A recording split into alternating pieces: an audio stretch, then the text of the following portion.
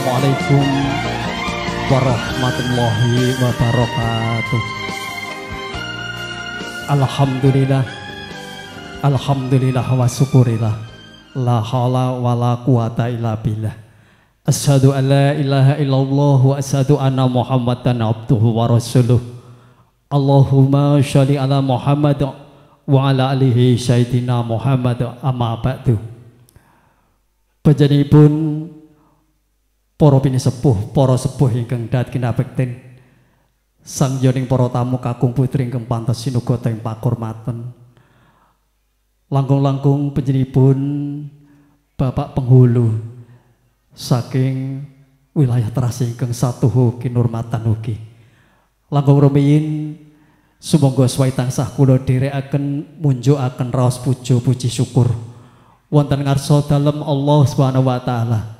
Karana sih wilasa ingkang tumanduk dumateng kita sadaya, saengga wonten ing kalodhangan pepanggihan pahargyan, wonten ing kalodhangan punika manggih karahayon ing samudayanipun. Ing mriki kepareng kula sumulatur minangkani menapa ingkang dados pamundhut saking panjenenganipun Ibu Sumiati Bapak Samadi ingkang saperlu ngaturaken menggah tumapak ing adicara ijab kabul nggih panjenenganipun pun Rorayu Setya Nugraheni putra swi saking panjenenganipun Ibu Sumiati ing mangke kepareng badhe kaijabaken kalian pun Bagus Suko Kurniawan putra jalu saking panjenenganipun Bapak Sunarwan Ibu Sartini pidalem saking Gumulan Kemiri Mojo Songo Boyolali. Panjenenganipun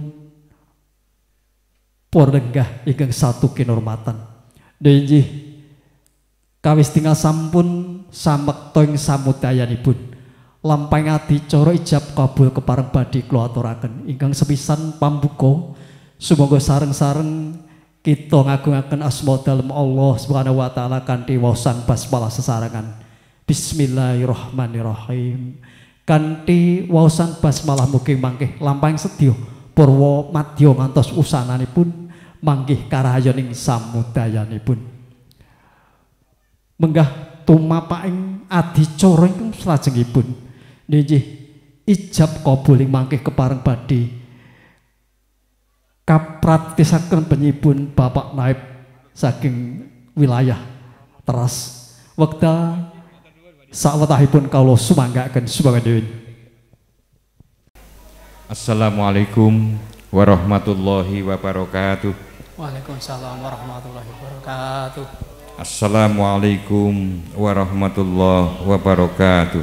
Waalaikumsalam warahmatullahi wabarakatuh. Alhamdulillahirabbil alamin. Assalatu wassalamu ala asyrafil anbiya'i wal mursalin Muhammadin ibnu Abdillah wa ala alihi wa sahbihi wa mawalah wa la khawla wa la quwata illa billah, amma ba'da. Yang saya hormati calon mempelai yang hadir, berkenan hadir dan sudah di hadapan saya, yang saya hormati Bapak Wali dan juga para saksi, hadirin hadirat rahimakumullah, juga hadirin yang masih banyak bicara yang saya hormati dan mudah-mudahan dirahmati Allah. Pertama dan utama, marilah kita memanjatkan puji dan syukur kehadirat Allah Subhanahu wa taala.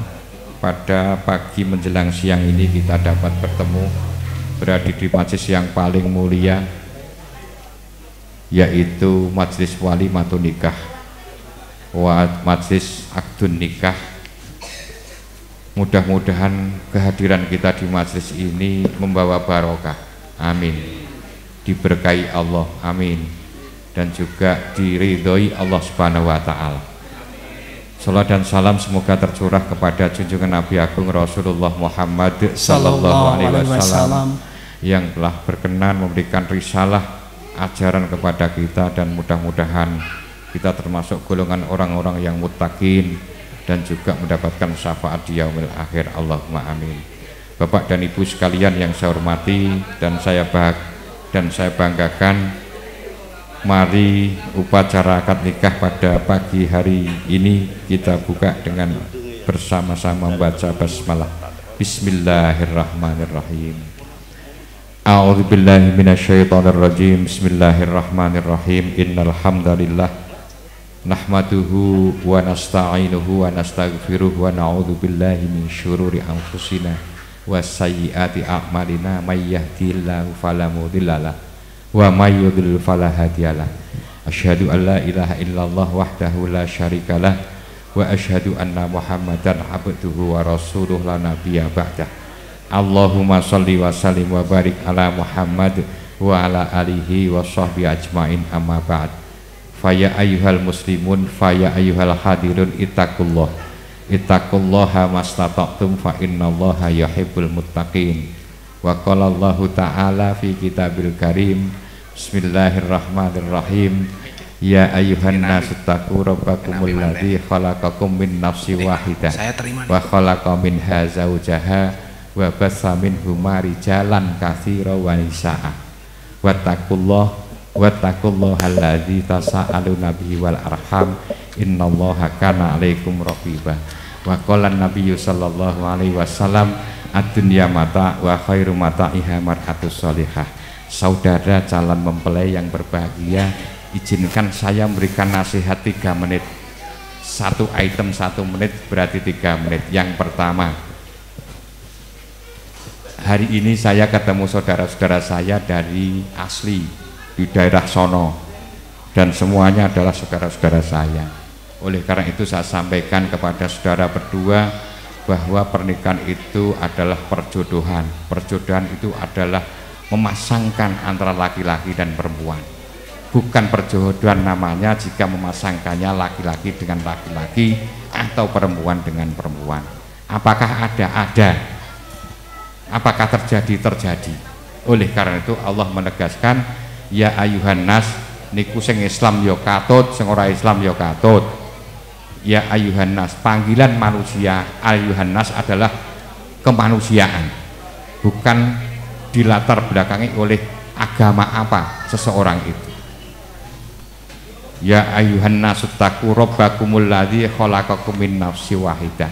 Tadinya kita itu satu, kemudian beranak pinak.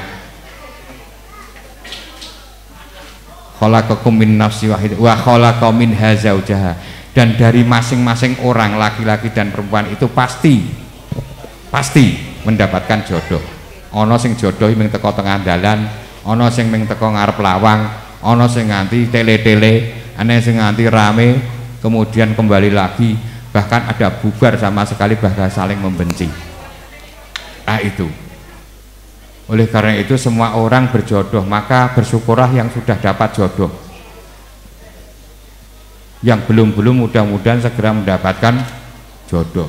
Tidak sekedar jodoh, tapi jodoh yang diharapkan. Sebab di dunia ini tidak selalu jodoh itu diharapkan. Ada yang berjodohan karena terpaksa, ada yang terpaksa berjodoh karena keadaan.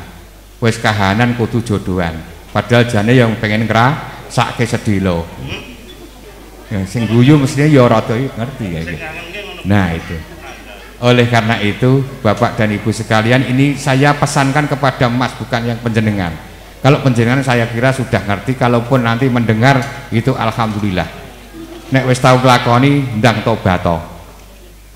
Sing durung nglakoni aja pisan-pisan nglakoni. Wa khalaqa minha zawjaha wa bassa minhuma rijalan katsira. Dan perjodohan nanti pasti panjenengan pasti menginginkan anak. Orang yang seneng-seneng mubang-mubeng rono rene ora ndek anak. Bahkan tidak punya anak ditambahke, nganti omahe entek, bar entek utang dan seterusnya hanya karena ingin mendapatkan anak. Mulane engko nek wis ndek anak aja kok sia-sia.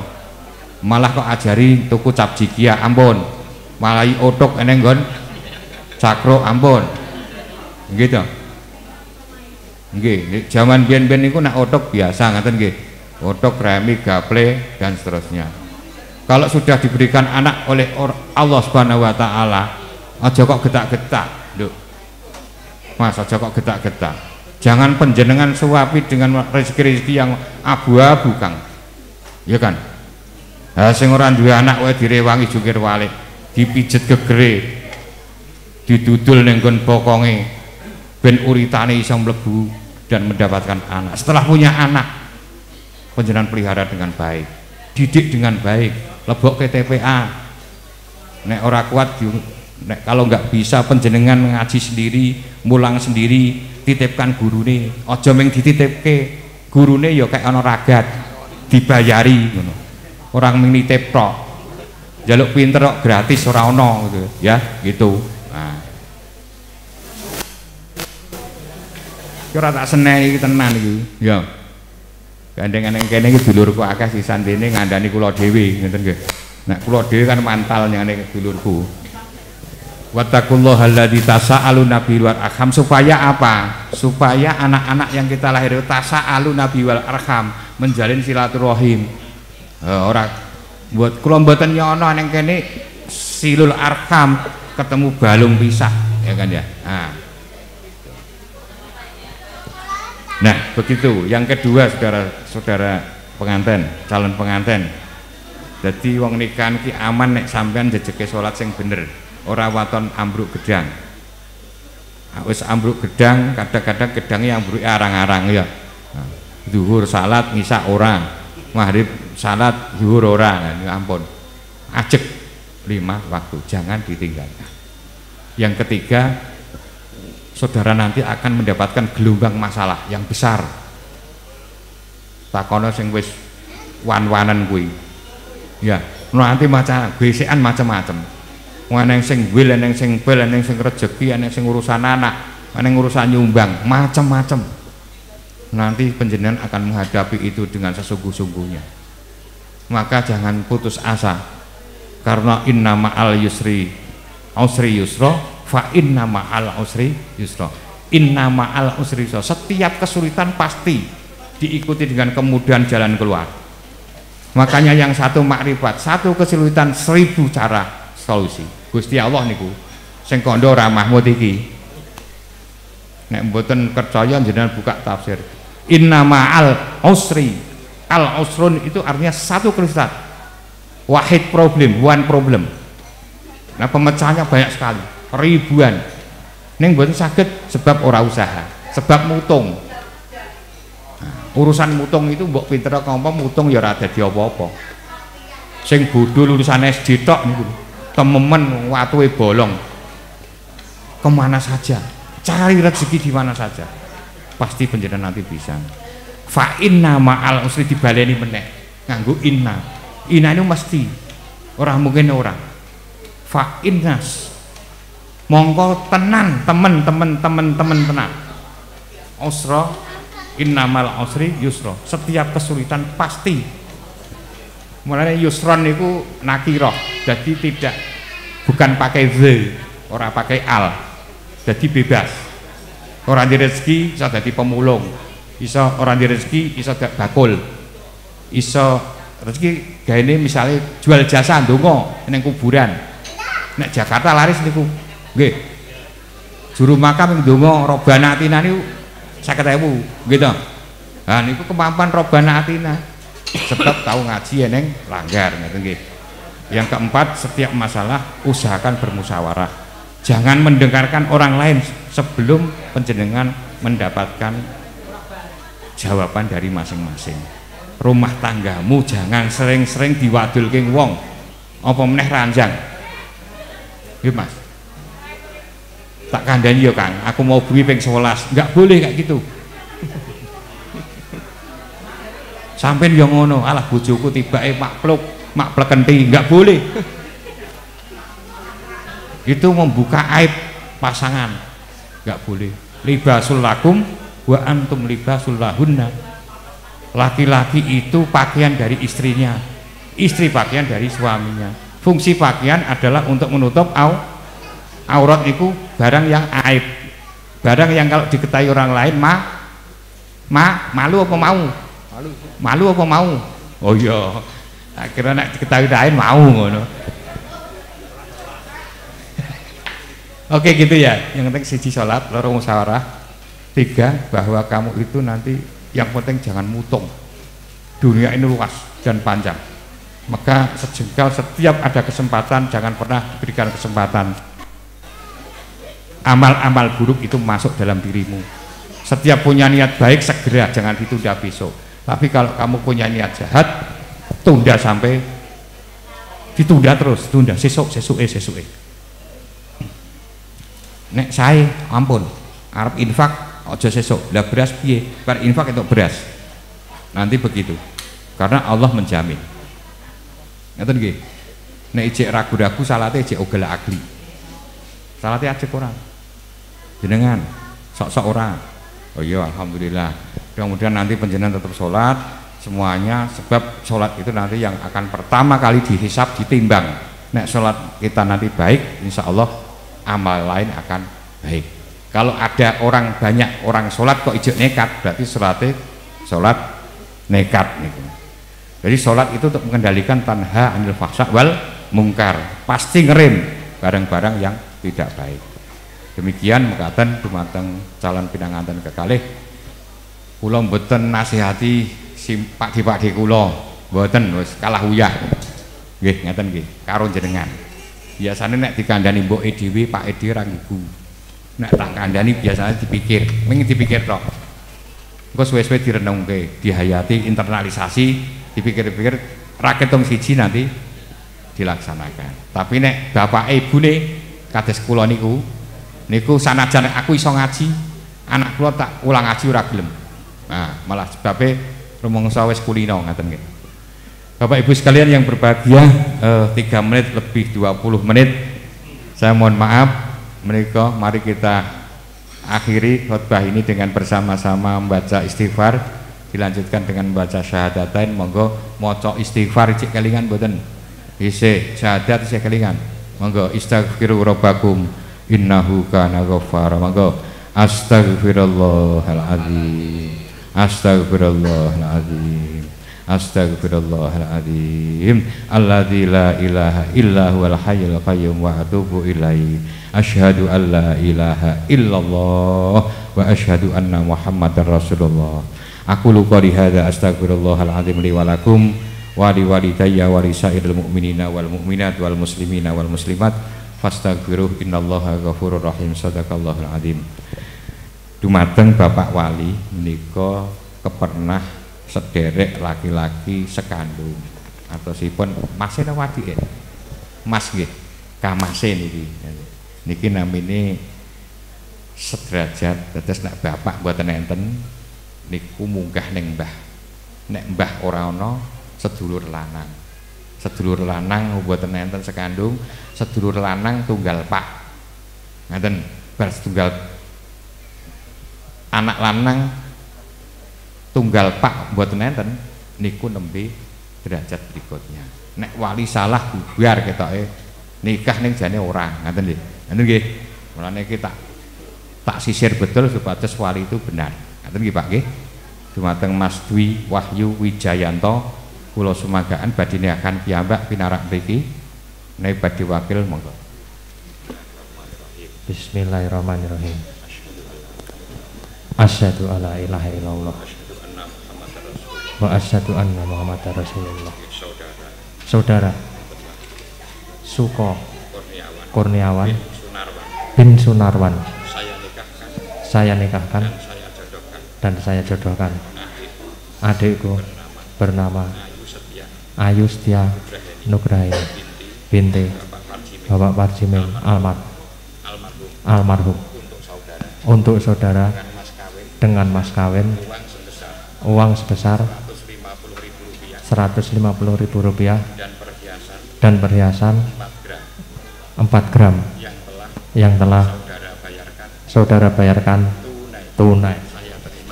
Saya terima nikahnya Ayu Setia Nugraini binti Parjimin almarhum yang walinya Bapak Dwi Wahyu Wijayanto untuk saya sendiri dengan mas kawin tersebut dibayar tunai. Saksi sampun sah dereng? Dereng napa sah? Sah napa dereng? Alhamdulillahirabbil alamin. Barakallahu laka wa baraka alaika wa jama'a bainakum fi khair. Bapak Ibu monggo tadamin kula ndongaaken mugi temanten kekalih pinaringan keluarga ingkang sakinah mawaddah warahmah. Amin. A'udzubillahi minasyaitonirrajim. Bismillahirrahmanirrahim. Allahumma shalli wa sallim wa barik ala Muhammad wa sallim wa radhiyallahu ta'ala an kulli sahabati ala ashabi Rasulillahi ajmain. Alhamdulillahirabbil alamin hamdan syakirin hamdan na'imin hamdan yuafi ni'amahu wa yukafi mazidah. Ya Rabbana lakal hamdu kama yanbaghi li jalali wajhika wa 'azimi sultanik. Allahumma ighfir lana dzunubana wa khotoyana kullaha wa ighfir lana wa liwalidayna warhamhuma kama rabbawna shighara wa li jami'il mu'minina wal mu'minat wal muslimina wal muslimat innaka 'ala kulli syai'in qadir. Ya Allah ya Rahman ya Rahim, pada hari ini, pada siang hari ini kami semua bermunajat di majelis yang mulia yang Engkau junjung tinggi ini untuk mendoakan mempelai yang telah melaksanakan perintah-Mu yaitu akad nikah. Berilah mereka berdua keluarga yang sakinah mawaddah warahmah.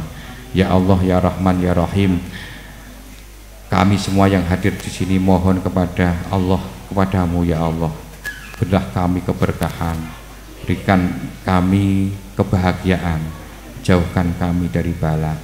Ya Allah, ampuni segala dosa kami, kemaksiatan kami yang banyaknya bagaikan pasir di laut. Ya Allah, ya Rahman, ya Rahim, kemaksiatan dan dosa kami adalah bagaikan buih di laut yang mungkin tidak bisa kami hitung ya Allah. Oleh karena itu ya Allah, kami mohon kepadamu, berkenanlah Engkau memberikan ampunan kepada kami. Jikalau Engkau tidak mau memberikan ampunan ya Allah, kepada siapa lagi kami akan meminta dan memohon ampunan. Ya Allah, syukur kami lebih sedikit dari kufur kami ya Allah. Kufur kami setiap hari menumpuk dan menumpuk. Kami bersyukur hanya sedikit ya Allah, sebagaimana Engkau pernah mengatakan dalam firman-Mu bahwa manusia seperti kami ini adalah sedikit bersyukur. Ya Allah, tunjukkan kami jalan yang lurus ya Allah, jalan orang-orang yang Engkau ridhoi, bukan jalan orang-orang yang Engkau murkai. Ya Allah, ya Rahman, ya Rahim, ya Aziz, ya Ghaffar, tetapkan pada diri kami, tetapkan dalam hati kami iman yang kuat, iman yang kokoh, iman yang istiqomah, iman yang benar-benar iman, bukan iman yang palsu, iman yang mampu mendorong ibadah kami meningkat, iman yang menjadikan kami selalu merasa lebih takut dari hari ke hari kepadamu ya Allah. Ya Allah, jikalau kami masih meninggalkan sholat ataupun kami telah melaksanakan sholat ya Allah, tapi sholat kami masih bersendahguru ya Allah, ampunilah kami. Ya Allah, ya Rahman, ya Rahim, luaskanlah rezeki kami, rezeki yang Engkau ridhoi, tunjukkan rezeki yang halal, bukan rezeki yang haram. Ya Allah, mudahkanlah kami dalam semua urusan, karena urusan yang paling mudah adalah urusan di hadapan-Mu ya Allah. Ya Allah, ya Rahim, terimalah doa kami, kabulkan doa kami. Kepada siapa lagi kami mohon pertolongan dan berdoa. Rabbana hablana min azwajina wa dzurriyyatina qurrata a'yun waj'alnal muttaqina imama. Ya Allah, ya Rahman, ya Rahim, mempelai menikah diantaranya adalah bertujuan mendapatkan keturunan. Oleh karena itu ya Allah, mudahkanlah untuk segera mendapatkan keturunan yang soleh solihah, keturunan yang selalu mudah untuk dididik, keturunan yang selalu mendoakan orang tua, keturunan anak-anak kami dan cucu kami yang mudah untuk menjalankan kebaikan. Rabbana atina fid dunya hasanah wa fil akhirati hasanah wa qina adzabannar wa adkhilnal jannata ma'al abrar ya Aziz ya Ghaffar. Wa sallallahu ala Muhammadin nabiyil ummiyin wa ala alihi wa sahbihi wa barik wa sallim. Subhana rabbika rabbil izzati amma yasifun wa salamun alal mursalin walhamdulillahi rabbil alamin. Bapak Ibu sekalian yang saya hormati, yang mulia, demikianlah prosesi rangkaian akad nikah telah selesai pada mempelai berdua Mbak Ayu Setianugraheni dan Mas Suko Kurniawan. Saya ucapkan selamat kepada saudara berdua telah memenuhi ketentuan perundang-undangan, mencatatkan pernikahan ini dan melaksanakan akad nikah menurut syarat dan rukun sesuai dengan syariat agama Islam. Oleh karena itu saudara berdua telah sah dari kedua peraturan tersebut. Selamat berbahagia, mudah-mudahan Allah memberkahi, membimbing panjenengan berdua di jalan yang lurus dan diberikan rezeki yang cukup dan mencukupi. Bapak Ibu, monggo kita tutup pepanggihan menika kanthi waosan hamdalah. Alhamdulillahirabbil alamin. Billahi taufiq wal hidayah. Assalamualaikum warahmatullahi wabarakatuh.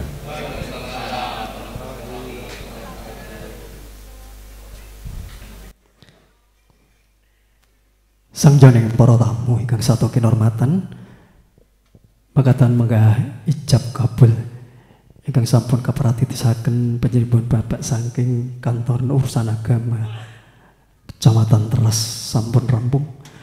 Belasaken menika alhamdulillahirabbil alamin. Akhir kalam wassalamualaikum warahmatullahi wabarakatuh. Nuhun.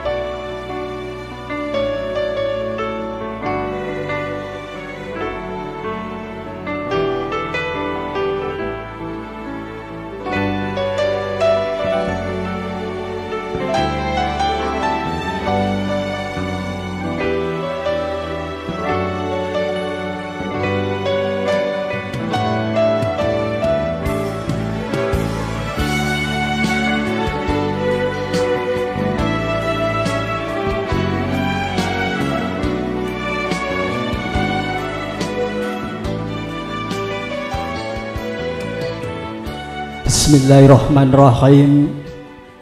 Assalamualaikum warahmatullahi wabarakatuh. Alhamdulillah, alhamdulillah wa syukurillah. La haula wala quwata illa billah. Asyhadu an la ilaha illallah wa asyhadu anna Muhammadan abduhu wa rasuluh. Amma ba'du. Panjenenganipun para pinisepuh, para sepuh kakung putri ingkang dahat kinabekten, sangjoning para tamu kakung putri ingkang pantes sinugata ing pakurmatan.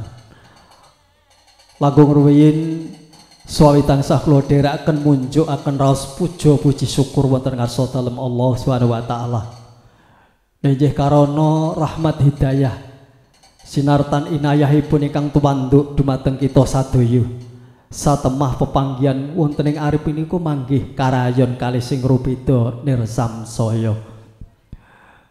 Ugi sholawat salam mugi tansah katetepna junjungan kita Nabi Agung Muhammad sallallahu alaihi wasallam ingkang tuhu kita suwuni syafaat wiwit donya dumugi wonten ing yaumul akhir ing bakih. Allahumma amin. Mugi kepareng mriki kula sumelatur wonten ngarsa sangjoning para tamu ingkang saperlu nginen Nggih pinitados saking panjenenganipun sang pamengkugati panjenenganipun Ibu Suyati Sukayan ingkang saperlu kinen ngaturaken tumapak ing adicara dhawuhing risang temanten sarimbit. Wonten adicara ingkang sepisan nggih pambuka mangke kalajengaken swaning risang temanten putri saking tepas wangi tumuju wonten saklebeting sasana pawiwahan. Sampun kepareng lenggah kanthi hanggana raras tumulihan nampi praptane ingkang garwa inggih risang temanten kakung ginawuh para kadang Wandawa. Tumuli wonten sakmadyaning sasana pawiwahan kepareng kababar adicara pasrah so panampining risang temanten kakung. Wonten mangke ingkang kepareng hambabar pangandika pasrah saking pangarsaning pangombyong nggih panjenenganipun Bapak Joko Setianto. Ugi mangke katampi panjenenganipun Bapak Riyanto. Jumenipun Bapak Riyanto jinajaran panjenenganipun Bapak Dwi Wahyu Wijayanto. So panjenenganipun Bapak Gunawan Dedi Prabowo. Rampung pangandika pasrah panampi tumuli katindakan adicara dhawuhing risang temanten sarembit Wonten mangke ingkang kepareng hamrati tisihken dawuh ping risang temanten sarimbit panjenenganipun Ibu Rias nggih panjenenganipun Ibu Eni. Sawetawis lenggah kanthi hanggono raras sang yoning para tamu kanthi mardu mardikaning pegalih sang pamungkugati kepareng asung wanem Brahma nggih suwane adicara atur ambalan pambagyareja sinatan ngaturaken gunging panuwun ingkang tanpa pepindhan.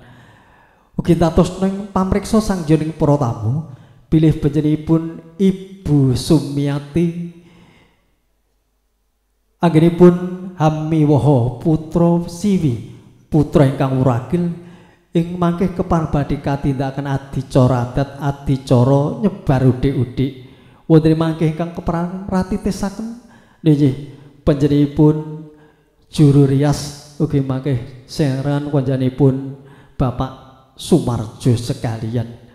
Adicara ingkang pungkasan nggih adicara tausiah ing mangke kepareng badhe kababar panjenenganipun Ustadz Bapak Muhammad Edi Hasbollah. Adicara ingkang pungkasan panutup pratandha paripurna pawiwahan mbok bilih risang temanten sarimbit sampun kajengaraken saking palenggahan saestu menika pratandha sasmita paripurnaning pawiwahan. Sangyoning para tamu sampun samekta samudayanipun adicara badhe kula suwanaken sajuga mbaka sajuga sepisan pambuka sareng-sareng kita buka kanthi waosan basmalah sesarengan bismillahirrahmanirrahim.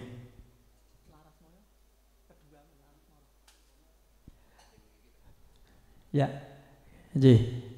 Katur pun kadang juru pita swara kangge njubuhaken swasana nggih hanyarengi lampahing risang temanten putri mugi keparenga njubuhaken swasana kala sumanggaaken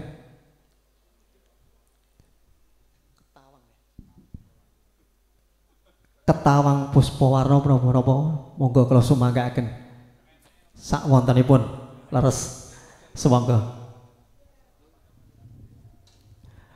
mugi keparenga risang temanten putri daya-daya lumampah tumuju wonten sak lebeting sasana pawiwahan.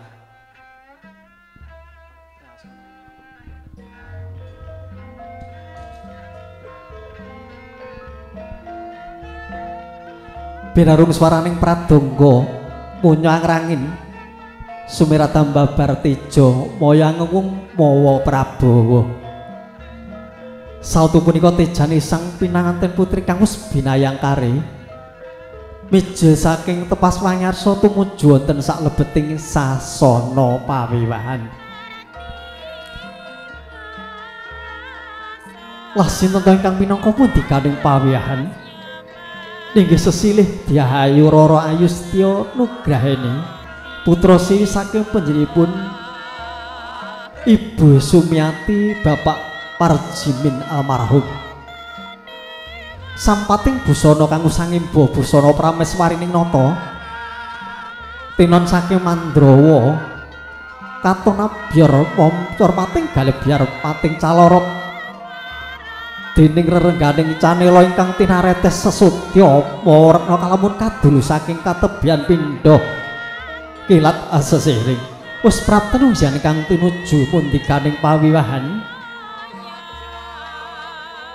Risang temanten putri daya-daya kalenggahaken wonten palenggahan kang wis kasumektaken wonten sak lebeting sasana pawiwahan ingkang sinebut sasana tenggo sasana rinengga nggih sasana Prabasuyasa.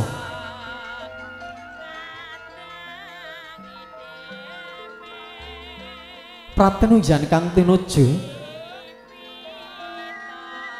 mundikaning pawiwahan wis lenggah wonten ing kursi gading rinengga rukmi pindhane lenggah kanthi hanggana raras hangrantu tumapaking adicara ingkang salajengipun.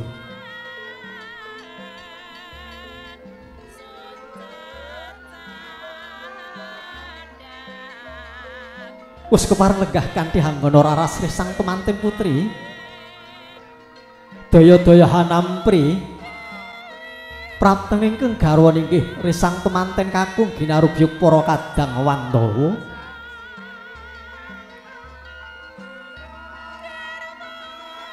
Jengkar saking sasana Palerman kadheraken para kadang Wandawa arsa tumuju wonten saklebeting sasana pawiwahan katur pangarsaning pangombyong mugi keparenga risang temanten kakung daya-daya kakanthi lumebet wonten saklebeting sasana pawiwahan.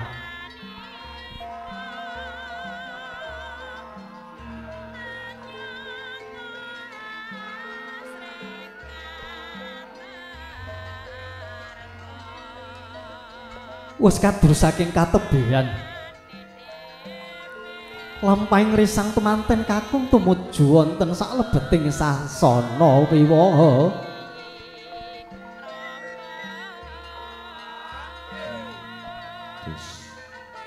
Wis kadheraken para kadang pangombyong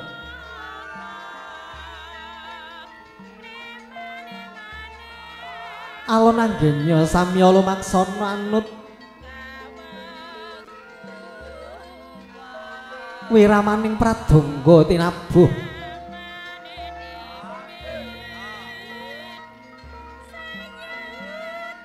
ing batos minta nugrahanipun Gusti ingkang Maha Kawasa mamrih lampahing risang temanten kakung para kadang Wandawa manggih karahayan kalih sing rubeda nirsamsaya.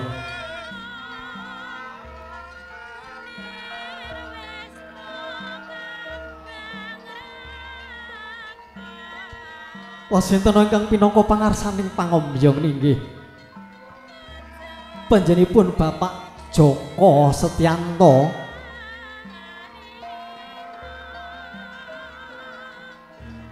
ingkang miji saking Laladan Gumulan Kemiri Mojosanga Kabupaten Boyolali.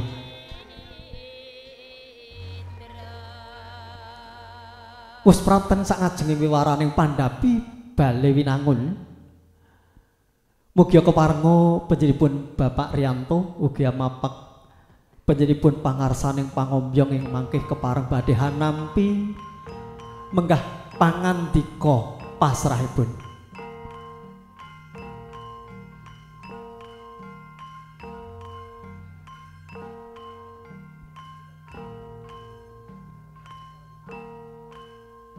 Katur panjenenganipun Kadang Juru Pitaswara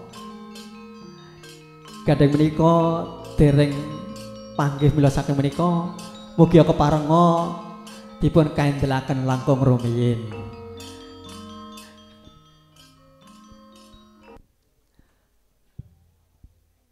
Wis pratenunggian kang tinuju risang temanten kakung saha para kadang pangombyong tumuli kababar pangandika pasrah panampining temanten kakung. Wekdal pangandikan kula sumanggaken panjenenganipun pangarsaning pangombyong swadaya. Assalamualaikum warahmatullahi wabarakatuh. Alhamdulillah wa syukrulillah la haula wa la quwata illa billahil aliyyil azim. Asyhadu an la ilaha illallah wa asyhadu anna Muhammadan abduhu wa rasulullah. Katur dumateng panjenenganipun para pinisepuh sesepuh ingkang kinabekten, panjenenganipun para rawuh kakung putri ingkang kinurmatan, mliginipun katur dumateng panjenenganipun Bapa Samidi Talasan Ibu Sumiati ingkang bagya mulya. Mboten kata lompen ugi katur dumateng panjenenganipun Bapa Riyanto ugi ingkang kinurmatan. Keparenga kula hanyela kerami minangkani pamundhut saking panjenenganipun Bapak Sunarwan sekalian garwa saking Dukuh Gumulan Kelurahan Kemiri Kecamatan Mojosanga. Kula kinan matur wonten ngersa panjenengan sedayanipun. Saderengipun kula nglajengaken atur puji talasan syukur dumateng Gusti Ngemoh Agung awit saking sedaya peparingipun langkung kesehatan kasarasan katiti wonten ing wekdal menika kula saged sowan wonten palenggahan mriki kanthi widodo wilujeng tebih saliring Sang Pikala. Sholawat sarta salam kunjuk dumateng junjungan kita Nabi Agung Muhammad Rasulullah sallallahu alaihi wasallam. Jenenganipun para lenggah sedayanipun ingkang kelajenganipun atur kula ingkang angka setunggal. Bilih panjenenganipun Bapak Sunaryawan sekalian garwa ngaturaken salam taklim katur dumateng panjenenganipun Bapak Samidi duwen Ibu Sumiati kanthi atur Assalamualaikum warahmatullahi wabarakatuh. Kelajenganipun atur ingkang angka kaping kalih kula kalian rombongan saking Dukuh Gumulan kinen nganturaken calon putra temanten kakung putra saking panjenenganipun Bapak Sunarwan kalian Ibu Sartini ingkang asisilih bagus suka keparengna ing samanggih dadosaken setunggal judo kalian putra putrinipun Ibu Sumiati inggih menika Roro Ayu Setyanugrahini. Lumarapipun calon putra temanten kakung sinaradan oleh-oleh menika katur dumateng panjenenganipun Bapak Samidi tuluin Ibu Sumiati. Ingkang klajenganipun bilih panjenenganipun Bapak Sunarwan sekalian garwa nyuwun sewu saderengipun mboten ngawontenaken boyong temanten. Namung imbok bilih panjenenganipun Bapak Samidi tuwin Ibu Sumiati wonten wekdal ingkang merunggan badhe tuwi kawilujengan dumateng panjenenganipun Bapak Sunarwan sekalian garwa namung dipun sumanggaaken. Atur ing kelajenganipun bilih sak sampunipun paripurnaning pawiyahan menika kula dalasana rombongan saking Dukuh Gumulan nyuwun pamit. Nyuwun donga pangestu dumateng panjenengan sedaya mugi karaharyan ngantos dumugi dalem kula piyambak wonten ing Dukuh Gumulan. Panjenenganipun para lenggah, para tamu sedayanipun mekaten menggah atur saking kula minangka sulih saking panjenenganipun Bapak Sunarwan sekalian garwa kathah lepat kula namung nyuwun lumuntening sih pangapunten kanthi pinutiping atur assalamualaikum warahmatullahi wabarakatuh. Rampung pangandika pasrah tumulika tampi panjenenganipun Bapak Riyanto Subhanun. Assalamualaikum warahmatullahi wabarakatuh. Kunjuk panjenenganipun sesepuh bini sepuh ingkang dat kawula petosi. Panjenenganipun para tamu kakung saputri ingkang sanget-sanget kula hormati.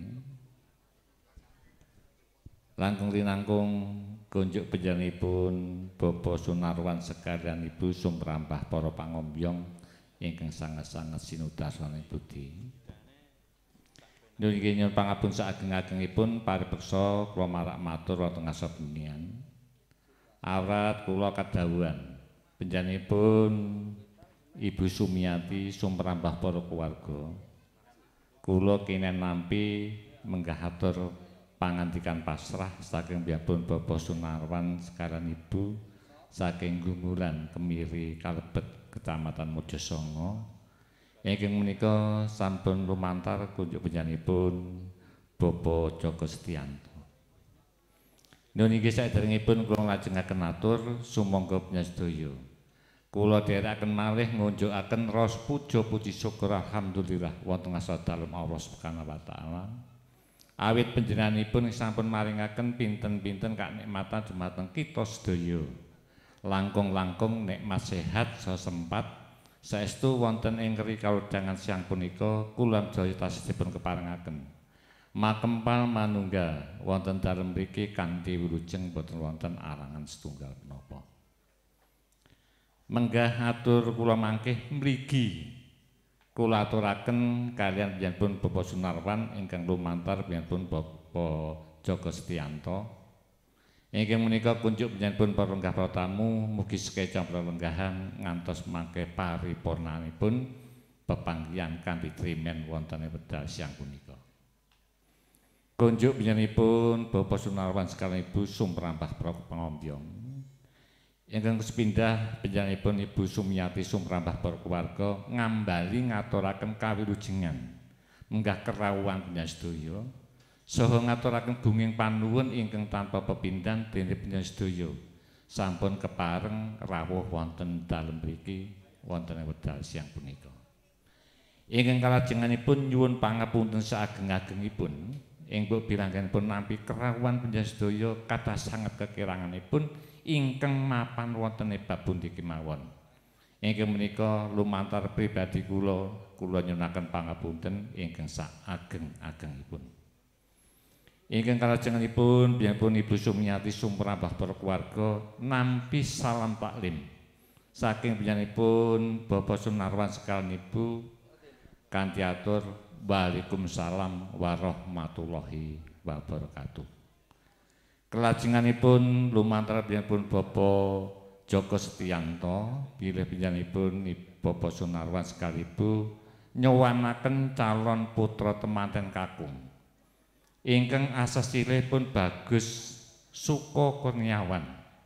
Nunggih putra kakungipun Bapak Sunarwan sekalian Ibu Sartini saking Gumulan Kemiri Mojosongo. Kanthi pangajap mugi kadadosaken setunggal judul kaliyan putra putrinipun Ibu Sumiati ingkang asasilipun Dyah Ayu Setyo Nugraheni. Ingkang kalajenganipun ngaturaken sawetawis angsur-angsur lan sanes-sanesipun.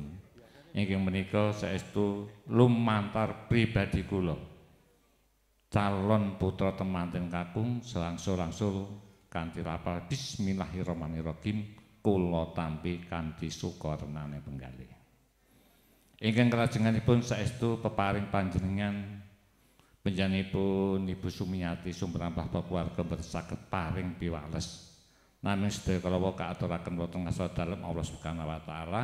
Mugi-mugi pikantuk laliru ingkang linangkung sak mboten-mbotenipun dados ngamal kesananipun biyanipun Bapak Sunarwan sekalian. Ingkang kalajenganipun saestu nyasi pirsa bilih kala wenjang kirang langkung tabus dosa.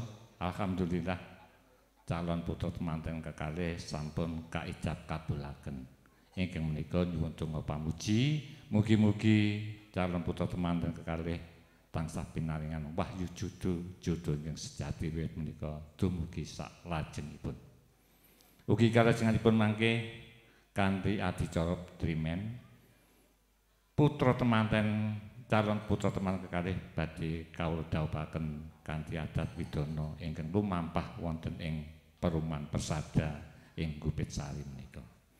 Ing bilih sampunipun bahagian kali drimen ing mangke panjenengan badhe ngersakaken kundur ingkang menika saking pun Ibu Sumiati Sumrambah keluarga naming ndherekaken wilujeng kundur mugi rahayu ingkang samya pinanggih.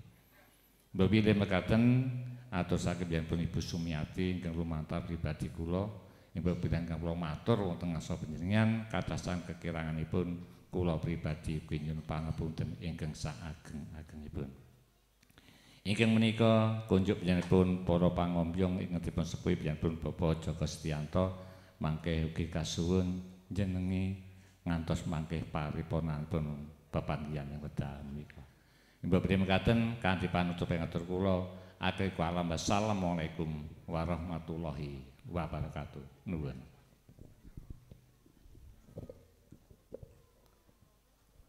Kanthi atut runtut rakating basa atur pangandika pasrah kanggo kepareng kababar para-para ingkang pinilih kalajengaken adicara pasrah simbolis ugi sampun katampi panjenenganipun Bapak Rianto mugi kepareng panjenenganipun Bapak samadhi saha panjenenganipun Ibu Sumiati kepareng Hanjang keti menggah jumenipun Bapak Rianto kepareng nampi pasrah kanthi simbolis.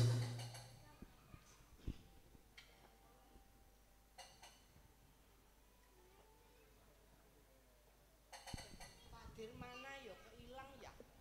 Padir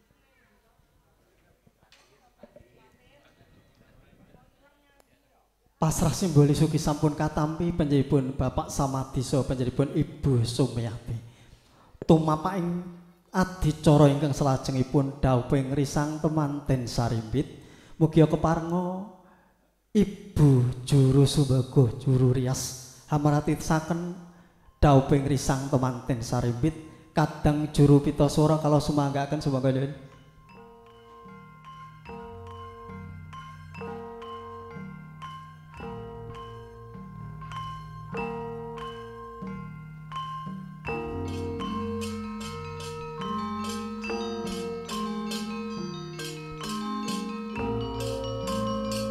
Wis dumugi wahyaning mangsa kala nampi kodrating Gusti ingkang Maha Kawasa.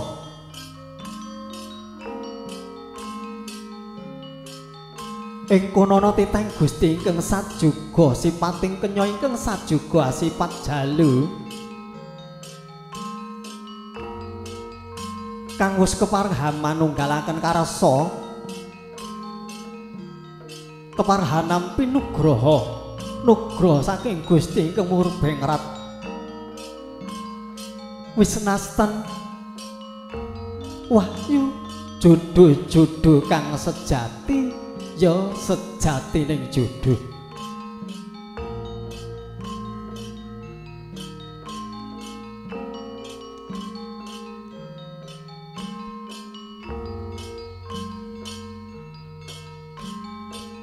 Risang temanten sarimbit wis pinaringan tirta wening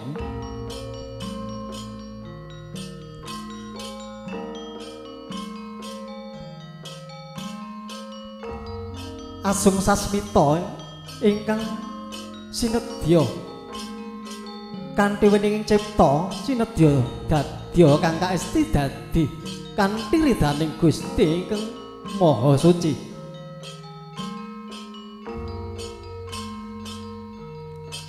Risang temanten sarimbit wis kepareng jajar sumanding asung sasmita sinanggit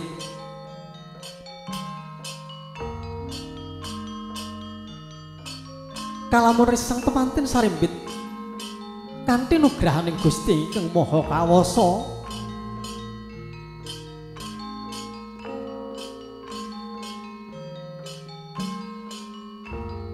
wis pantes dadi pasanganira dadi jodhonira arsa tumuju ngancik alaming madya hamangun bali wisma siningeban sindur risang temanten sarimbit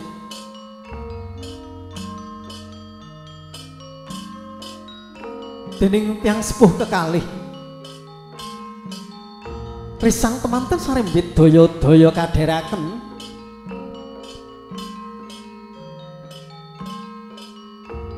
munggah ing stinggil pindhane lumebet wonten saklebeting sasana tengga sasana rinengga ugi winastan sasana Prabasuyasa.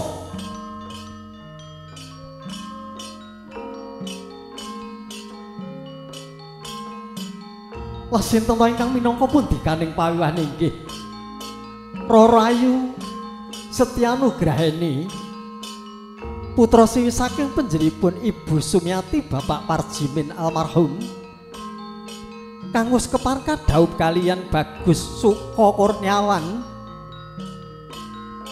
putra jalu saking panjenenganipun Bapak Sunarwan Ibu Saratini pidalem saking Gumulan Kemiri Maja Sanga Kabupaten Boyolali.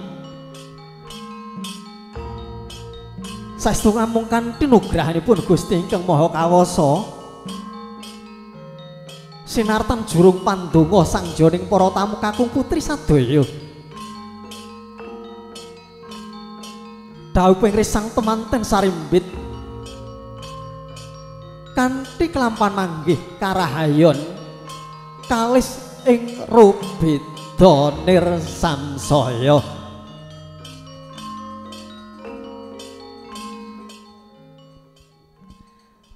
Sangjaning para tamu nggih saestu kanthi nugrahanipun Gusti ingkang murba ngrat. Lampahing dawuh sang tumanten sarimbit manggih karahayon kalis ing rubeda nirsamsaya katur panjenenganipun rombongan kadang pisan ingkang dipun pangarsani panjenenganipun Bapak Joko Setianto mugi keparenga sekeca lelenggahan kanthi mardu martikaning penggalih ugi sang yoning para tamu sekeca lelenggahan ngantos mangkih paripurnaning pawiwahan prasaja ingkang kaajangan panjenenganipun Bapak Sadimen ugi panjenenganipun Ibu Supiyati sinambih ngrantos tumapaking adicara ingkang salajengipun suh monggo Dewi.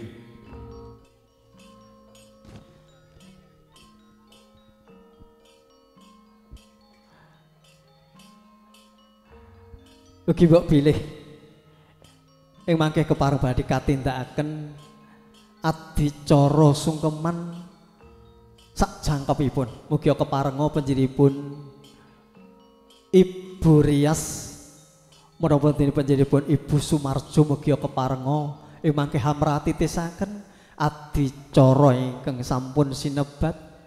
Ugi mangke lumebeting adicara foto sesarengan karang risang temanten sarimbit menggah urutanipun mangke saking kadang pisan ingkang dipun pangarsani panjenenganipun Bapak Joko kanthi gilir gumanti ing mangke sumusul saking panjenenganipun Bapak warga panjenenganipun Sang Pamengkogati sinambi sekeca lelenggahan hanampi pasugatan saking para kadang pramulati so saking juru pita swara kala sumanggaken duwit.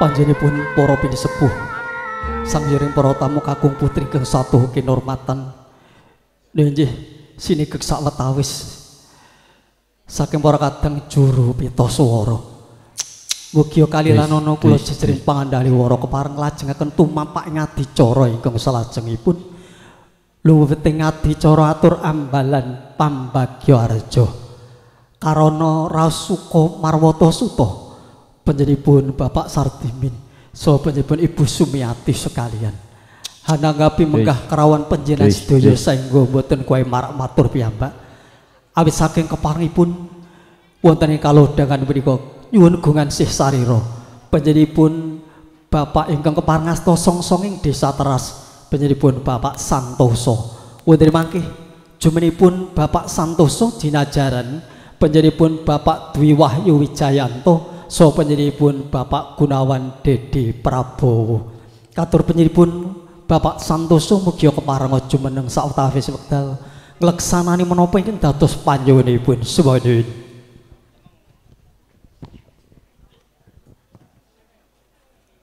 Bismillahirrahmanirrahim. Assalamualaikum warahmatullahi wabarakatuh.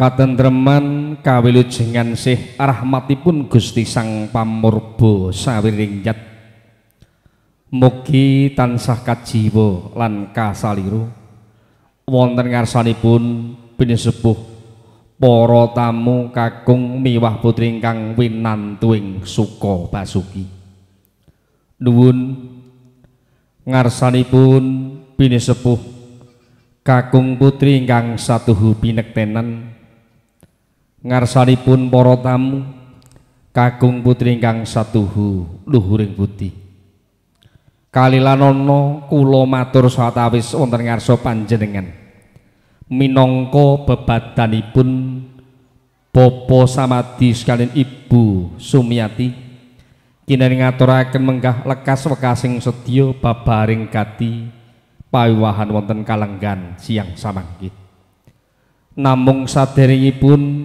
sumangga wonten ngarsa panjenengan sadaya kula dherekaken ngambali ngaturaken raos syukur kita kunjuk wonten ngarsanipun Gusti ingkang Maha Gesang kanugrahan ingkang sampun karumentahaken dhateng kita sadaya temah wonten kalenggan niku kita sadaya tasih pinaringan kesempatan makempal manunggal kanthi wilujeng niskala ingkang kelajenganipun atur kula minangka sulih atur saking pamengku gati sekalian ingkang angka setunggal kula sakeluwarga ngambali ngaturaken wilujeng rawuh awit rawuh panjenengan sedaya sinartan atur panuwun ingkang tanpa pepindhan awit wonten kalenggahan siang menika panjenengan kepareng rawuh minangkani menapa ingkang dados panyuwun kula sakeluwarga dene wonten kalenggahan menika panjenengan kasuwun rawuh saperlu kasuwunan tambahing donga pangestu anggenipun Bapa Samadi sekalian Ibu Sumiati kepareng netepi saperanganipun darmaning Sudarma mentas pitulus ndhawaken putra kinasihipun ingkang asesilihipun Dyah Ayu Setya Nugrihani inggih kaleres putri saking punjanipun Ibu Sumiati sawargi Bapa Parjimin ingkang wus sembodo kalampahan daup kalian Bagus Suka Kurniawan kaleres putra jalu saking punjanipun Bapa Sunarwan saking Ibu Sartini ingkang lenggah wonten ing Gumulan RT setunggal RW 7 Kalurahan Kemiri Mojosongo Boyolali wonten kalenggan menika kula sakeluwarga nyuwun tambahing donga pangestu mugi putra temanten kekalih anggenipun kepareng badhe babar layar wonten bebaran agung samukasipun tansah dawah leres lan kalesan cinaketna ing bagya mulya jinangkung kang sinedya enggal-enggal pinaringan turas turun putra ingkang soleh menapa dene ingkang solekah. Caos wuninga bilih putra temanten kekalih sampun kepareng nampi pikukuing tali krama duk kala wawenjang watawis tabuh sanga ingkang mapan wonten ing dalem pargian sedaya lumampah kanthi wilujeng niskala. Pinisepuh para tamu kakung waputi ingkang winantu ing karahayun.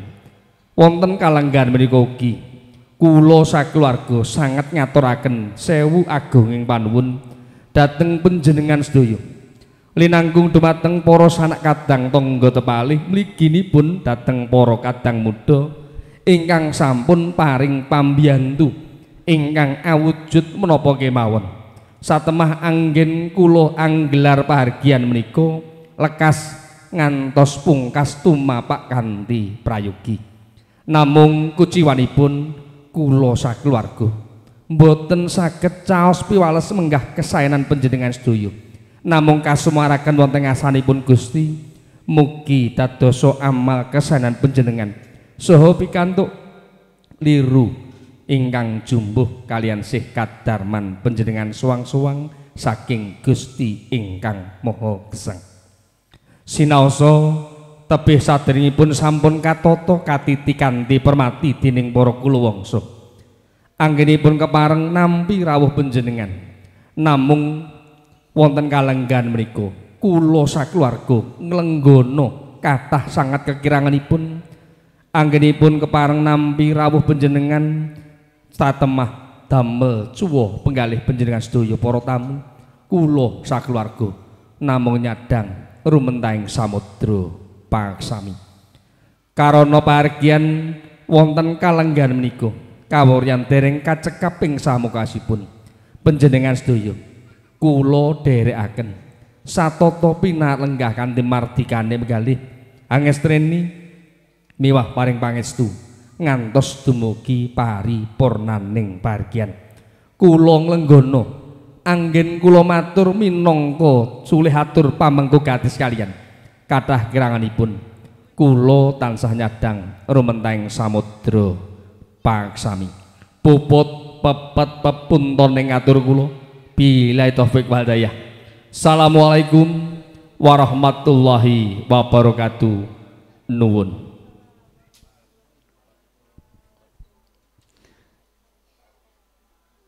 Kanthi cetha prawaca babaring aturambalan pambagyarjo wigatos sing gati sinartan ngaturaken gunging panuwun kang wis kepangka babar panjenenganipun Bapak Santoso.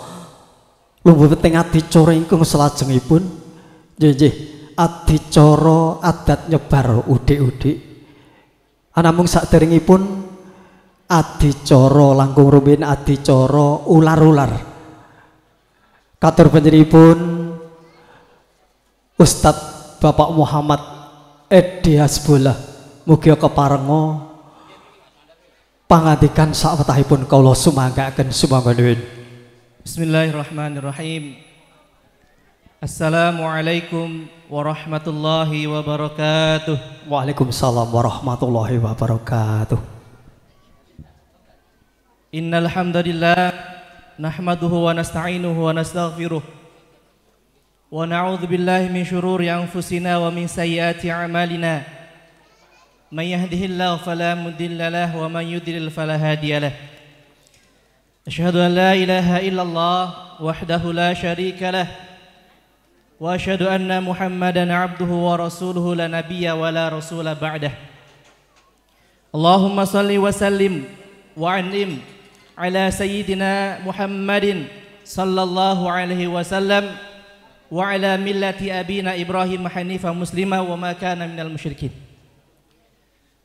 Faqala Allah ta'ala fi kitabihil karim A'udzu billahi minasyaitonir rajim. Ya ayyuhalladzina amanu udkhulu fis silmi kaffah wa la tattabi'u khutuwatis syaitan. Shadaqallahul azim. Yang berbahagia kedua mempelai Alhamdulillah pada pagi hari tadi jam 10 sudah melangsungkan akad nikah yang sekarang sedang berbunga-bunga dan menjadi pasangan yang halal insyaallah.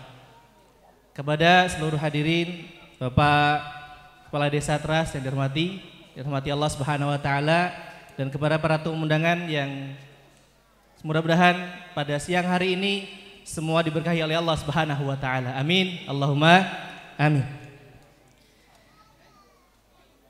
Ayat yang saya bacakan tadi di atas, ya ayyuhalladzina udkhulu fis silmi kafah wa la tattabi'u khutuwati syaitan. Wahai orang-orang yang beriman, udkhulu fis silmi kafah, masuklah kalian ke dalam agama Islam secara sempurna, tidak setengah-setengah. Wala tattabi'u khutuwati syaitan, dan janganlah ngikuti langkah-langkahnya syaitan.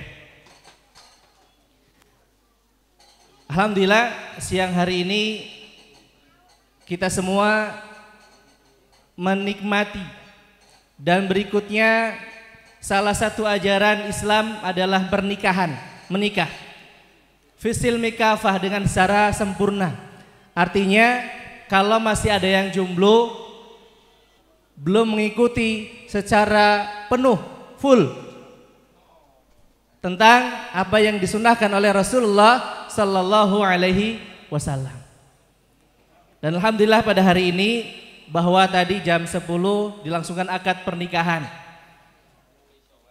Kalau di sinetron semua serba mainan, pengantinnya ya mainan, terus berikutnya maharnya juga mainan, penghulunya mainan, maka saksinya juga mainan.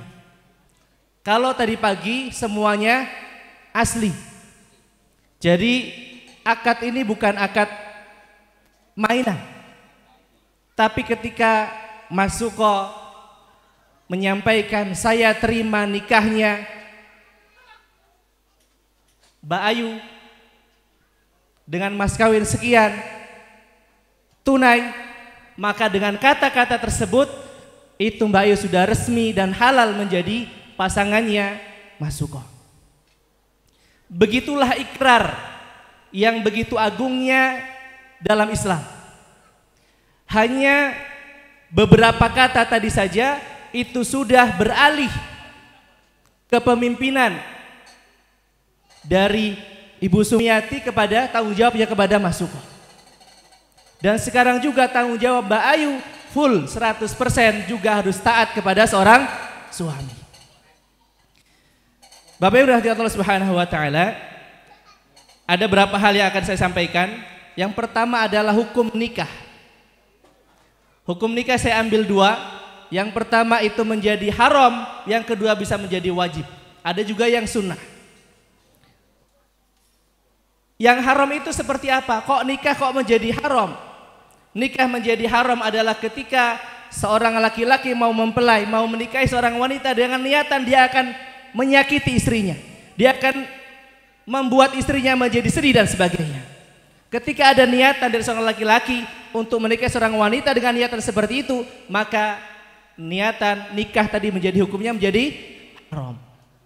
Dan juga tadi disampaikan oleh Pak Penghulu, ketika nikahnya nikah antar sesama jenis juga menjadi haram. Bambang dengan Anto misalkan, sama meneh, laki-laki dengan laki-laki, perempuan dengan perempuan nikah, maka hukum nikahnya menjadi haram. Karena dalam Islam juga jelas. Ada enggak pelakunya? Ada. Laki-laki ada, perempuan ada. Dan sekarang mulai dilegalkan. Di luar negeri juga akan banyak. Artinya bahwa itulah menjadi hukumnya haram. Tapi kadangkala juga bisa menjadi wajib. Wajibnya seperti apa? Wajibnya seperti apa? Wajibnya ketika seorang lelaki sudah mapan dalam artian sudah bisa penghasilan. Bukan penghasilan tetap ya, tapi tetap berpenghasilan. Yang tidak bisa menjaga lagi. Yang perempuan dibawa kemana-mana misalkan. Nah hati-hati yang perempuan yang masih jomblo di sini, yang dibawa hari ini misalkan yang belum nikah, sudah 3 tahun kok digawa terus urung nikah.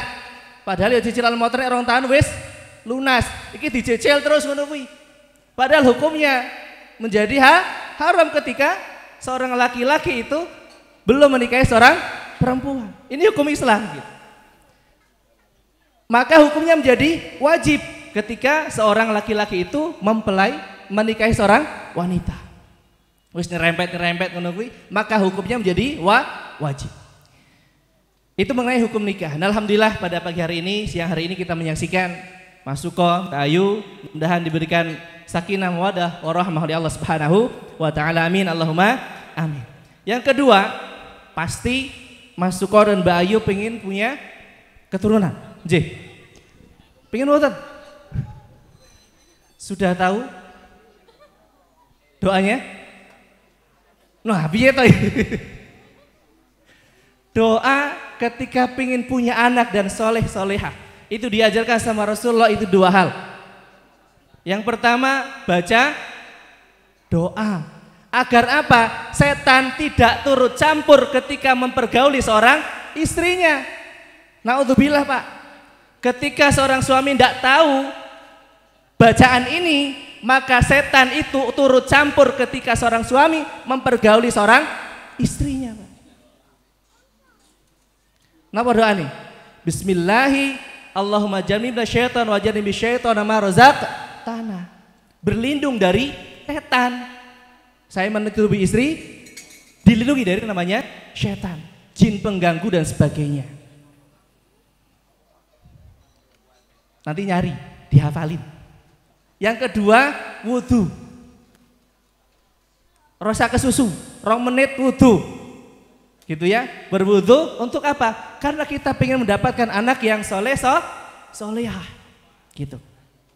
Nah, yang kedua, yang ketiga, ketika kita ingin rumah tangga kita bahagia, yang pertama hindari yang namanya syakwa sangka. Syakwa sangka itu apa sebenarnya? Apa? Prasangka buruk nek dalam Islamnya itu su'uzon. Berprasangka buruk kepada seorang suami. Misalkan Mas Tuko besok pergi kerja, jam 9 ditelepon kok ora diangkat. Berhusnuzon, berprasangka baik, oh Mas Tuko nang kantor jek salat duha. Jam 11 ditelepon meneh, lah kok ora diangkat. Wah sik kerja bojoku. Nah terus sore oleh WA, oleh SMS, saka kancane, Mbak Ayu, nah iki kok Mas Suko sik boncengan karo wong wedok, berprasangka baik, oh sik nge-grab. Berprasangka baik. Jangan sampai kita wujudkan dulu berprasangka buruk. Maka karena inilah kadangkala rumah tangga itu kadangkala dengan prasangka-prasangka yang buruk akhirnya tidak bagus. Maka ada kata wartawan itu check and recheck. Namanya dalam Islam juga namanya tabayun. Tabayun nopo Thomas? Kok di WA kok mboten ngangkat, di apa namanya di telepon mboten ngangkat dan sebagainya. Maka ada namanya proses tabayun tadi itu. Yang kedua, yang keempat, bahwa dalam pernikahan pasti ada yang namanya masalah. Masalah ini pasti akan menghinggapi. Nek Mas Suko sama Mbak Ayu lihat semua wajah-wajah yang ada di sini, ini semua wajah-wajah punya masalah. Ngacung sing ra duwe masalah. Sing ra duwe utang. Semua punya masalah. Ketika Mas Suko mau melamar, masalahnya apa? Ditompo apa ora? Ketika mau melangsungkan akad nikah, iki aku iso maca apa ora? Deg-degan apa ora dan sebagainya. Semua punya masalah. Berikutnya ketika Mas Suko sudah selesai sekarang akan difikirkan kemudian iki arep tinggal nang ndi? Mau ngontrak rumah sendiri, tempatnya di sini atau di sana, semua itu juga masalah. Maka paling penting adalah jangan pernah meninggalkan yang namanya masalah, tetap akan ada. Maka jangan pernah yang namanya meninggalkan Allah Subhanahu wa ta'ala. Setiap masalah pasti akan ada. Dikira para ulama, para kiai, para ustadz itu ora duwe masalah. Yo kathah kan salah itu. Masalah juga banyak. Tapi mereka tahu bahwasanya ketika Allah sudah ngendikan Al-Qur'anul Karim, wasta'inu bis-sabri was-shalah. Dan minta pertolonganlah kepada Allah dengan cara sabar dan sholat. Innallaha ma'as sabirin, sesungguhnya Allah bersama orang-orang yang sabar. Sesungguhnya orang-orang dengan yang sholat dan sebagainya. Maka Bapak Ibu radhiyallahu subhanahu khusus kedua mempelai rahmati Allah Subhanahu wa taala, maka sholat ini jangan pernah untuk ditinggalkan. Inna sholata tanha 'anil fahsya'i wal munkar. Jadi sholat ini adalah sebuah perintah yang Allah turunkan kepada Nabi Muhammad SAW itu langsung, tidak melewati malaikat Jibril. Langsung Rasulullah dipanggil oleh Allah Subhanahu wa taala untuk sholat. Maka ketika kita menegakkan sholat, yakinlah bahwa Allah Subhanahu wa taala akan memberikan kita pertolongan. Jangankan kita selaku manusia biasa, Rasulullah Shallallahu alaihi wasallam punya masalah enggak? Punya. Bayangkan ketika 3 hari diusir dari Mekah. Diusir sama siapa? Pamannya. Dimusuhi sama siapa? Paman-pamannya dan sebagainya. Abu Lahab. Abu Lahab ini pamannya Rasulullah SAW. Nanging dia dimusuhi oleh pamannya sendiri. Tapi Rasulullah tahu bahwa yang bisa menolong adalah Allah Subhanahu wa taala. Maka manusia tidak bisa lepas dari masalah, tapi yang keduanya adalah bagaimana kita menyikapi masalah tersebut dengan cara apa? Dengan wasta'inu bisabri wassalah, dengan cara sabar, bahwa setiap kesedihan apapun, setiap kesulitan apapun pasti akan ada ujungnya ketika kita minta sama Allah Subhanahu wa taala. Iasu mir rahmatillah. Kata Allah Subhanahu wa taala, jangan pernah putus asa dari rahmatnya Allah Subhanahu wa taala. Jangan pernah putus asa dari rahmatnya Allah Subhanahu wa taala. Karena orang yang berputus asa itu bawaannya dari setan. Lah aku wis kadung lah, aku wis akeh dosane, maka aku tak jorke wae, tak akeh dosane ora apa-apa. Itu saja Allah masih nunggu. Kita dosane belum seperti Fir'aun. Fir'aun saja itu masih diberikan kesempatan oleh Allah Subhanahu wa taala ketika siapa? Nabi Musa diperintahkan untuk menghadap Fir'aun dengan cara apa? Fa amma man tagha. Dia sudah melewati batas. Dengan cara apa? Kon api-api, Nabi Musa ini kon ngomong isi api-api nang Fir'aun. Kita Masya Allah. Maka jangan pernah berputus asa dari rahmatnya Allah Subhanahu wa taala. Maka yang terakhir, ketika terjadi permasalahan dalam rumah tangga nanti ke depan, Mbak Ayu dan Mas Suko, ketika ada permasalahan dalam keluarga, jangan sekali-kali mudah Mas Suko untuk mengucapkan ngomong talak. Ketika marah-marah, ketika jatuh jeder, tak talak kamu, maka sudah jatuh hukumnya talak 1. Talak 1 maksudnya apa? Masih boleh untuk bercampur. Ketika apa? Itu baru talak 1. Tapi ketika misalkan marahan metu we tak talak we, terus habis itu tak ditutup lagi pintunya, tak talak kamu, udah 2 kali masuk talak. Maka ketika udah talak 2, dia boleh menyetubuhi istrinya ketika apa? Ketika sudah harus menikah lagi. Ketika udah talak 2. Ketika belum menikah lagi maka hukumnya menjadi haram. Tapi ketika talaknya sudah jalur talak 3, tak talak kamu, tak talak kamu, tak talak kamu, maka hukumnya menjadi, maka ketika mau menikahi lagi sudah jatuhnya talak 3, maka dia harus pisah dulu, cerai dulu. Berikutnya yang mempelai yang perempuan tadi itu harus nikah lagi dengan siapa? Nunggu masa iddah selama 3 kali haid. Terus berikutnya nikah lagi dengan orang lain tadi cerai dulu. Berikutnya nunggu masa haid 3 kali, baru nikah lagi dengan suami yang pertama. Lah gimana kalau perempuan ngomong tak talak we mas, tak talak we mas, nganti sak dinon ya ora apa-apa. Karena apa? Hak talak itu pada seorang suami laki-laki. Maka hati-hati kita seorang laki-laki. Ini ada kasus Pak, ada orang yang datang ke saya, mas, aku isik jane sik seneng, saat aku saya seneng karo bojoku, mengaku ngomong talak 3. Yo syarat itu dalam Islam. Arep balik meneh, ya harus nikah dulu laki perempuannya. Kita mengorbankan anak masih kecil-kecil, punya anak 4 dan sebagainya. Gimana mau balik? Tidak bisa, harus apa? Nikah dulu yang perempuannya. gue menikah, berhubungan, cerai dulu, nikah meneh. Ya ora sing gelem toh. Itu talak 3. Nikahnya juga bukan untuk main-main. Kowe pura-pura yo, kowe nikah meneh tapi pura-pura ndak bisa. Maka hati-hati ketika seorang laki-laki itu ngomong cerai. Cerai ini bukan mainan, Pak. Contoh misalkan tadi mempelai laki-laki itu saya gantikan ngomongnya, saya terima nikahnya. Itu padahal saya ingin mainan. Jadi Pak, nikahnya dengan saya misalkan gitu. Itu saya mainan padahal. Sama juga dengan cerai. Ketika ngomong cerai itu mainan. Wes kowe tak balekno ngene wong tuamu, tak moro tuamu. Ketika itu mainan saja, niatnya apa? Niatnya talak, itu jatuh talak 1. Maka hati-hati ketika kita seorang laki-laki nih yang masih cinta sama istri kita, hati-hati ketika untuk mengungkapkan cerai. Bapak Ibu rahmati Allah Subhanahu wa taala, beberapa hal itu yang dapat saya sampaikan. Mudah-mudahan Mbak Ayu dan Mas Suko diberikan keberkahan oleh Allah Subhanahu wa taala, diberikan mawaddah, rasa kasih cinta dan sayang, dan berikutnya kita doakan diberikan keturunan soleh dan solehah yang bisa membanggakan agama dan bisa membanggakan kedua orang tuanya dan juga bisa membanggakan agama dan juga bangsa kita tercinta Indonesia insyaallah. Amin Allahumma amin. Bapak Ibu rahmati Allah Subhanahu wa taala, mudah-mudahan itu dapat saya sampaikan. Kurang dan lebih mohon maaf.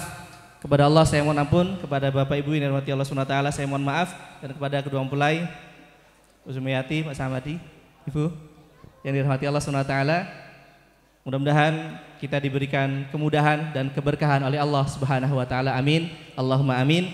Billahi taufik wal hidayah. Wassalamualaikum warahmatullahi wabarakatuh. Adicara ingkang salajengipun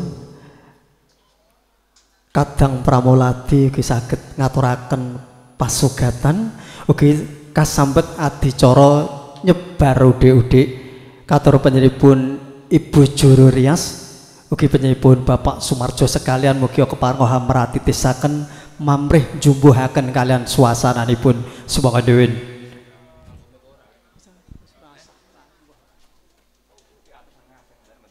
Sumangga kadang juru pita swara mamrih sekeco kalau sumanggaaken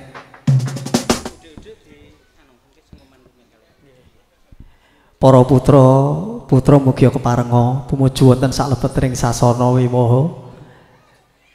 Nggih. Putra pambajeng mangke kanthi uruk ngaturaken sungkem pangabekti dumateng tiyang sepuh kekalih mangke kalajengaken risang temanten sarimbit katur para putra saha para wayah mugi keparenga lumebet wonten saklebeting sasana pawiwahan ingkang saperlu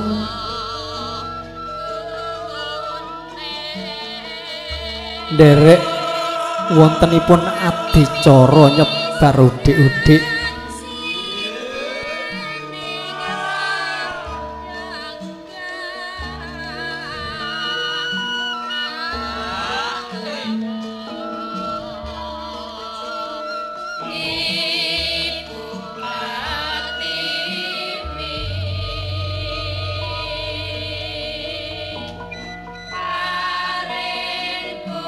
adicara nyebar udik-udik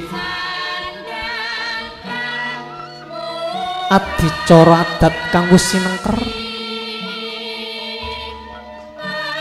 para warga tlatah Surakarta adrengrat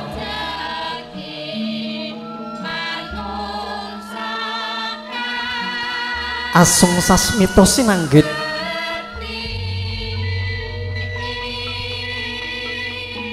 pilih penyelipun Bapak Samadi so penyelipun Ibu Sumiati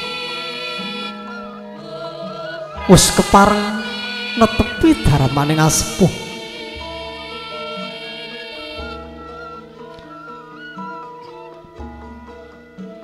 rampung anggenyo netepi darmaning asepuh hamiwoho putra siwi kang uragil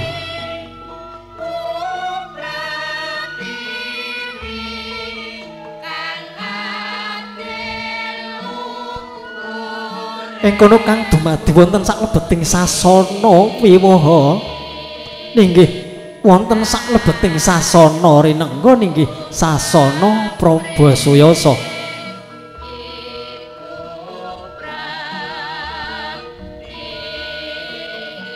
Putra pambajeng ngaturaken sungkem ngaturaken pangabekti dumateng tiyang sepuh kekalih. Kalamun kawedaling lisan Waduh Rama Ibu, kula ngaturaken sungkeming pangabekti mugi katur Rama Ibu. Oh ya nggih, sureng ngaturake pangabekti ndak tampa. Mung pamujiku wae tanpa nono ya nggih. Kalaupun di Rama Ibu kita tresna jimat.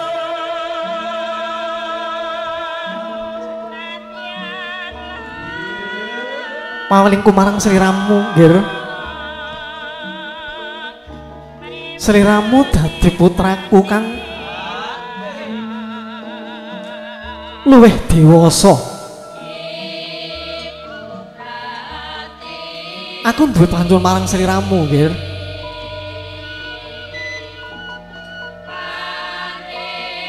Tuntunan maring tulodo marang adik-adikmu kang lagi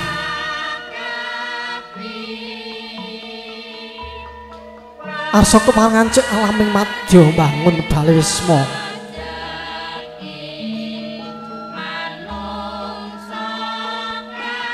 mamrih anggenya padha gebyur madyaning bebrayan agung kanthi linambaran sakinah ing kono tumuju mawaddah warahmah ya nggih. Nggih Rama saha Ibu. Ewa semanten kula tansah ngajeng-ajeng pandonga pangestu panjenengan mugi mangke kula saged nuntun dumateng para adik-adik kula Rama. Iya nggih.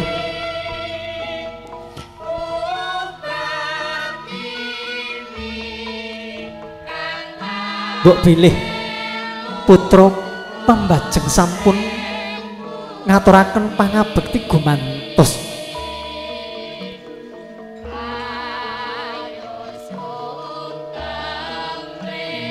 Ingkang rayi dumawah risang temanten sarimbit.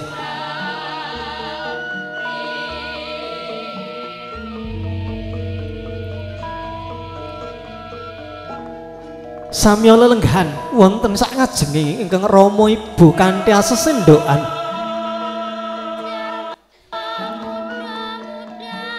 Atur sungkeming Rama saha Ibu.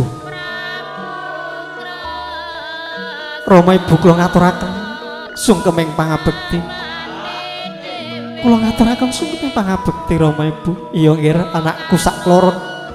Sira padha ngaturake pangabekti tak tampa. Mung pamujiku marang sliramu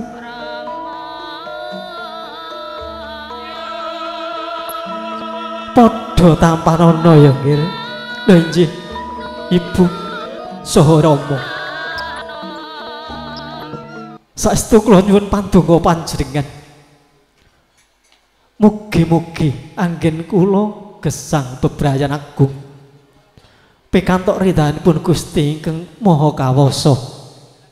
Sinartan pandonga sangyoning para tamu kakung pruting kang wis kepareng rawuh wonten ing pawiwahan menika Ibu. Mekaten sangyoning para tamu.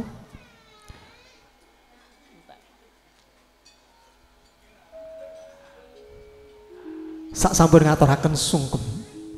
Mugi kepareng nglajengaken adicara ingkang salajengipun kalajengaken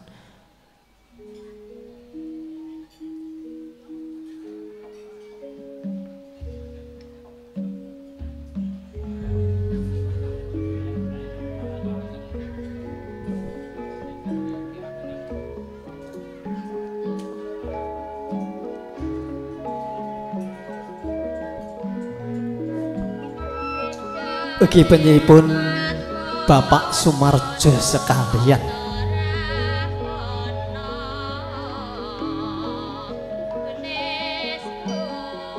Mugi keparenga hamratitisaken adicara nyebar udik-udik kang wis kaajangan panjenenganipun Bapak Samadhi Ibu Sumiati.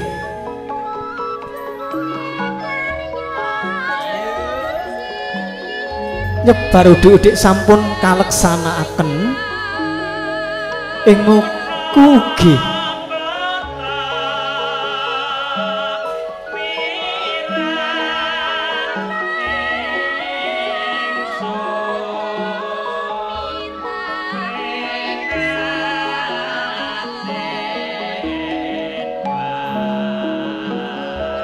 estunipun ugi ngemu kawruh tilaran saking para-para kang wis kawuri, para-para kang winasis asung sasmita pringrisang kemanten sarembit anggenya ngebjur madyaning bebrayan agung kalamun pinaringan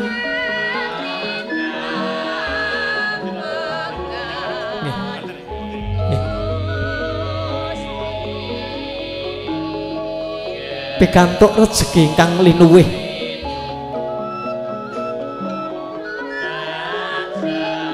sasmitanipun mugi keparenga risang temanten saribit ing benjang dados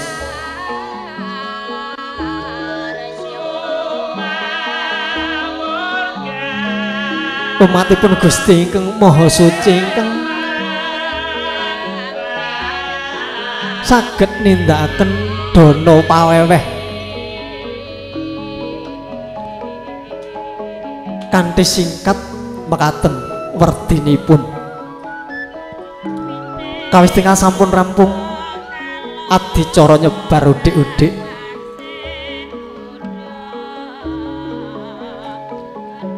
parandini pawiwahan dereng rampung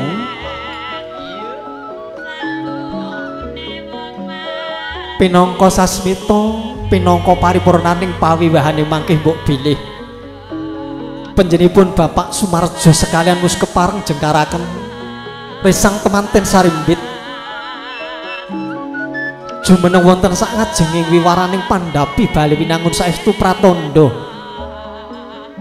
sasmita paripurnaning pawiwahan prasaja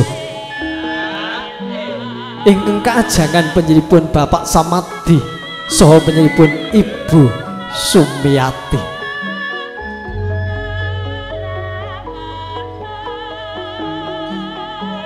Para kadang pramuladi anggenipun asung pasugatan daharan dereng rampung bila saking menika mugi keparenga sang joning para tamu kakung saha putri sadaya sekeca lelenggahan kanthi mardu marting pengalih ngantos ing mangkih paripurnaning pawiwahan wonten ing ari punika. Nyuwun pangapunten katur panjenenganipun kadang saking klewor awit saking kersanipun sang pamugati mugi keparenga anyaketi sang temanten sarimbit ingkang saperlu badhe kapendhet gambaripun utawi foto sesarengan sumangga nuwun.